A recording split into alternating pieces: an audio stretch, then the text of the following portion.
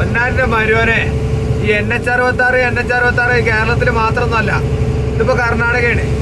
ഇത് NH66 അവിടെ കൊണ്ട് തീരൂലത്.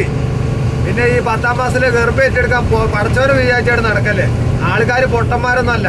റോഡ് പൊളിഞ്ഞാടി നോക്കുമ്പോ പിന്നെ ആന്റി അല്ല, എൻ്റെ വാപ്പാൻ്റെ അല്ല മുതല്, അത് വേറെ ആയിരുന്നാണ് ഇപ്പോ. ഇത് വരെ നമ്മൾ തരുന്നു. ഇത് NH66 കേട്ടോ. കണ്ടോ? ആണെങ്കിൽ കണ്ടിട്ടില്ല, അത് വേണ്ട. NH66 കർണാടക അവിടുന്ന് ഇങ്ങോട്ടും ഉണ്ട്. തലപ്പാടി കഴിഞ്ഞാലും ഇങ്ങോട്ടും കർണാടകയിൽ നിന്ന് അപ്പോഴും NH66 ഓരോരോ പോണത്തിൽ ആൾക്കാർ ഏതായാലും തിരിച്ചാദ്യം ഓരോ മുതലുണ്ടായി കഴിഞ്ഞാൽ